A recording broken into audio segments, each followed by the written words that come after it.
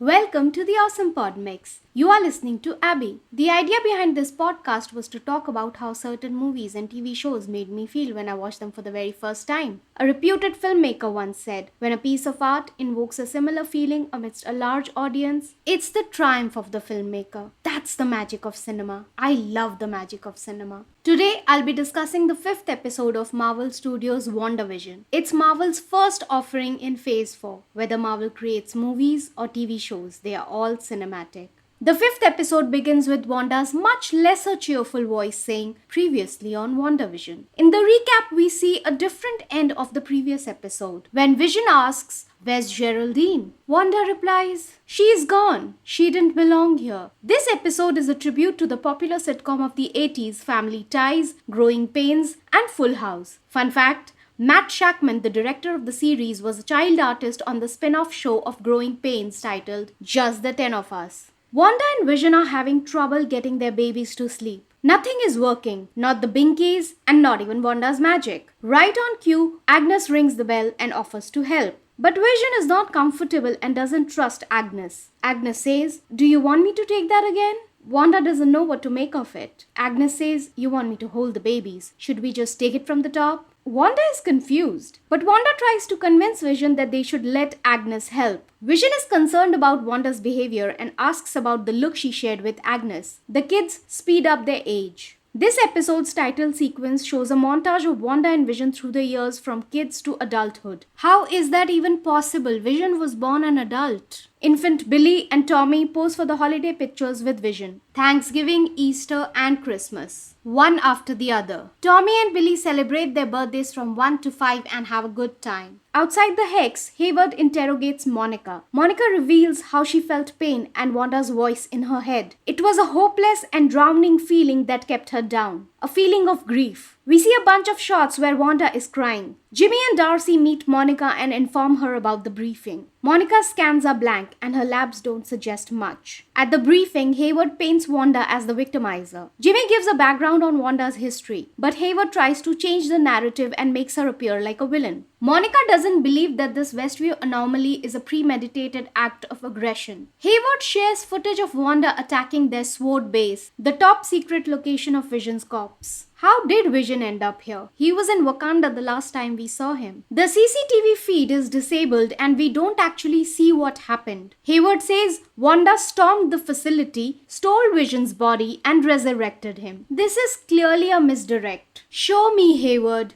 Don't tell me. I'm not going to believe the words of a villain who's clearly framing an Avenger for something she didn't do. All of this happened 9 days ago and he conveniently kept this information from everyone. Inside the hex, Tommy and Billy get astray. They clean him up and request Wanda to let them keep him because he was outside and crying and alone. Vision's guard is up. He is suspicious of Agnes. He feels she's spying on them. She always arrives at an odd time with an item they need. Vision is worried that Wanda is not trying to hide her abilities anymore. Vision fears they might be growing apart and feels Wanda is keeping some secret from him. Wanda and Vision's conversation is stopped midway when the kids ask if they can keep Sparky the dog. Wanda and Vision feel that the kids aren't old enough to take care of a pet. The kids look at each other and speed up their age to 10. Jimmy gets coffees for the ladies. Darcy and Monica are discussing how she can get back inside the hex. Monica knows an aerospace engineer who can help. Still, Darcy can't guarantee that her mind won't be wiped clean entering the hex. They discuss how powerful Wanda has grown. They discuss the events of Avengers Endgame. Monica reveals how Wanda could have taken on Thanos if he hadn't initiated a blitz, and no one even came close. Jimmy argues that Captain Marvel came close, and Darcy adds that even Captain Marvel's powers come from an Infinity Stone. Two things here. How do they know of the events of Endgame? It wasn't broadcast like we as an audience watched the movie. General public of the MCU don't know that the Avengers traveled back in time to get the Infinity Stones. And that Thanos was killed twice. One was Thanos from our timeline and the other was from 2014. Who told them these intricate details of the Endgame battle?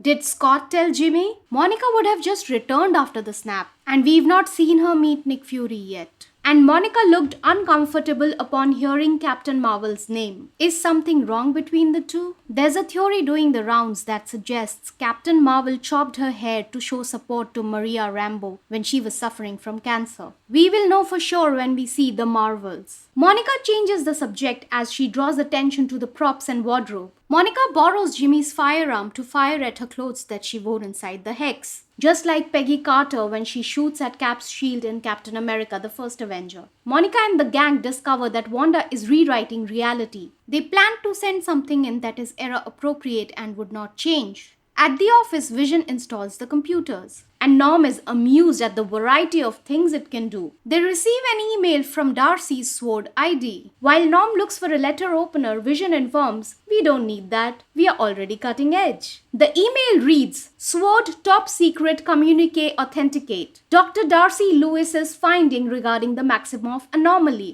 High levels of radiation are present at the perimeter. Effect on Westview residents unknown. Please advise." All of the office people read this in unison. They laugh, thinking it's just a joke. Vision awakens Norm. Norm shares his concern about his father's well-being and that his sister must be alone taking care of him all by herself.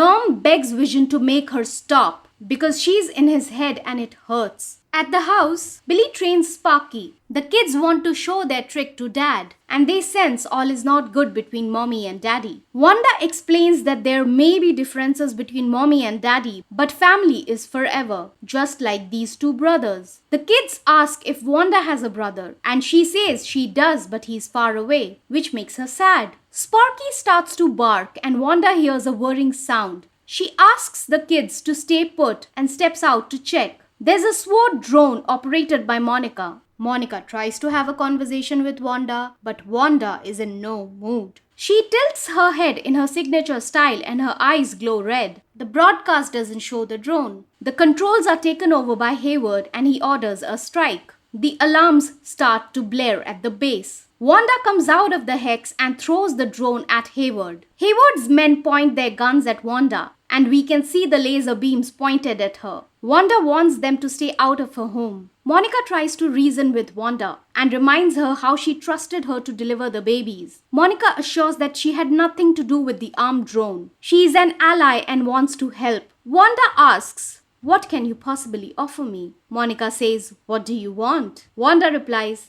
"I have what I want, and no one will ever take it from me again." Wanda does a hand gesture and mind controls all of Hayward's men, and with another makes Howard's men point their guns at Howard. Hayward commands his men to stand down. Wanda goes back inside the hex, but she makes the hex more prominent and visibly red this time. Cut to commercial.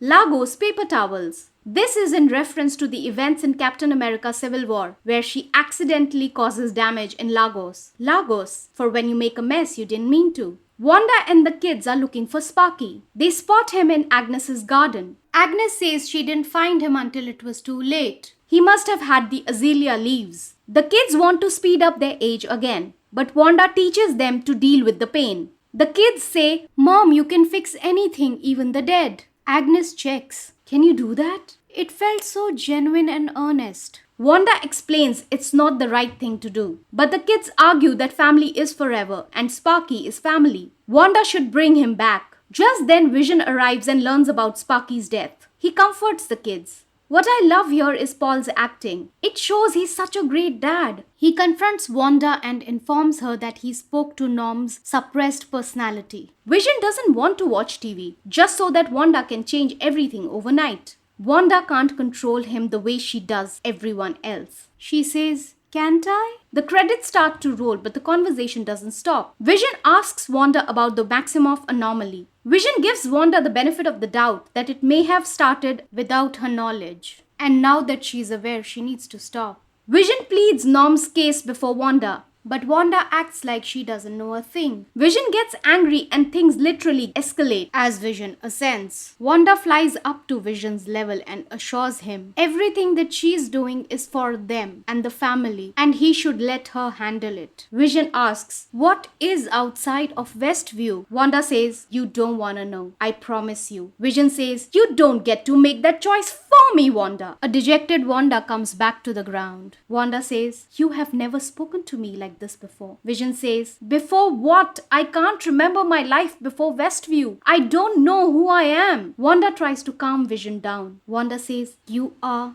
my husband. You are Tommy and Billy's father. Isn't that enough?" Vision asks that one question the audience has been wondering for a while. Why aren't there any children in Westview? When Wanda says, "I don't know how any of this started in the first place," I totally believe her. It's such a beautifully written scene. Vision says, "What you're doing here is wrong."